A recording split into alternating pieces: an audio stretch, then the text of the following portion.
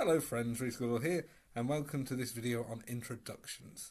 Why you need to write one, the things you need to include, and sort of whereabouts you should do it in the essay writing practice to make sure it is as strong as it can be.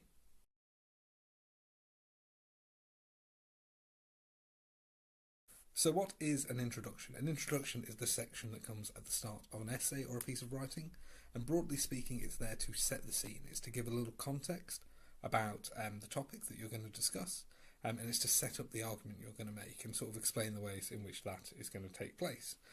So what I'm wanting to talk about is sort of the key bits that sort of a good introduction needs to contain, and sort of how you can use them to sort of set up the case that you're going to make in a piece of writing.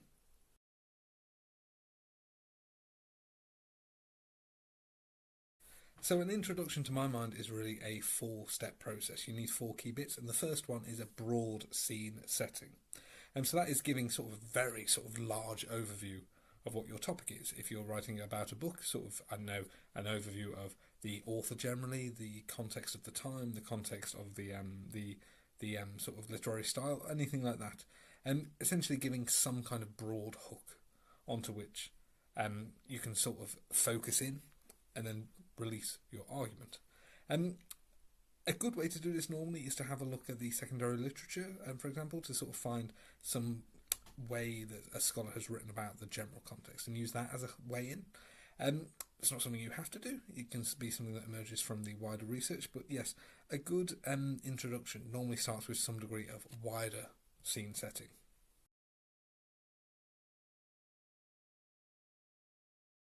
So then from the broader context comes sort of the focusing in. So this is the part that really is the transition from the broad context to what will eventually be your argument. It's you saying that this is the wider world that exists, but then there's a specific bit of it that the essay is about and that you want to focus on. So if it's a history topic, you're talking about a general period, then focusing on a particular person, a particular event, whatever. This is really the transition where, again, you're still kind of setting the scene, but you're making setting the scene a bit more specific to the case that you're going to make.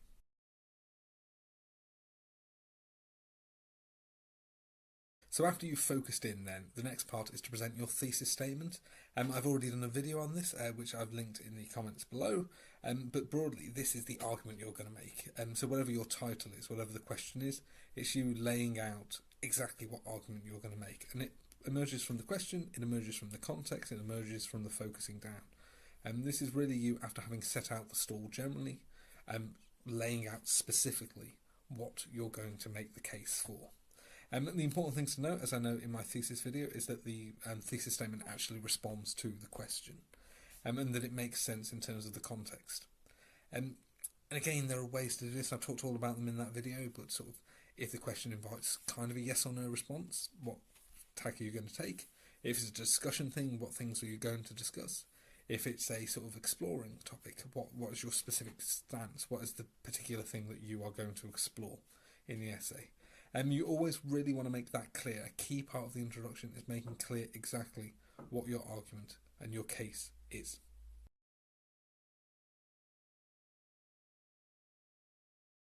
And the thing that is naturally connected with the thesis statement, which is the sort of what case you're going to make, is the how you're going to make the case. And so it's always really good to essentially kind of, in some degree of detail as appropriate, signpost your essay. Say, I'm going to make my case through looking at these particular case studies or these particular examples. I'm going to draw on these particular sources. I'm going to invite this sort of discussion. Laying out kind of a through line for an essay is really, really useful because it's something that essentially sets the reader up. And so a good introduction is one that really essentially makes the case why you need make the argument and how you're going to do it. What is the sort of logical discussion and the logical progression. So we're laying out that signposting really early, making clear I'm going to argue this, and I'm going to argue it through talking about this, this and this, and is a structure really that can't go wrong.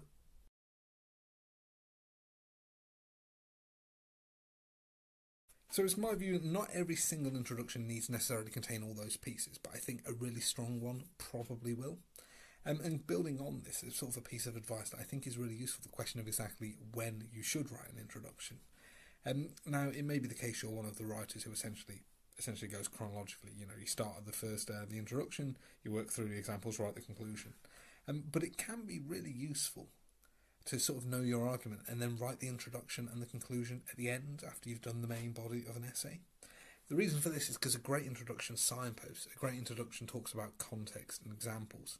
So if you already know exactly what case you're making, what examples you're using, it can be a really useful way of making sure that the introduction gels with the main body of an essay and the conclusion.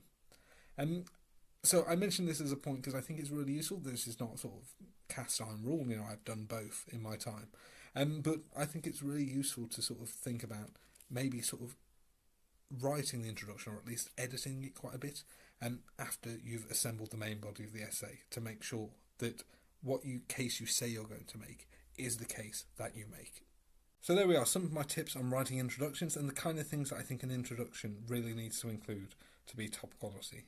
As may come no surprise, next Monday I'll be releasing a video on conclusions, going through the same sort of questions and what a good conclusion needs to include, and some tips on how to write them. So if you think that'd be useful, come back for part 2 next week. And if you have any other ideas for introductions, please do comment below, or comment below with any other videos you would like to see. Thank you so much for watching this. Make sure to like, make sure to subscribe, make sure to ring the bell, so you know when the new videos are coming. Otherwise, thank you so much for coming to this one, and I look forward to seeing you all in the next one.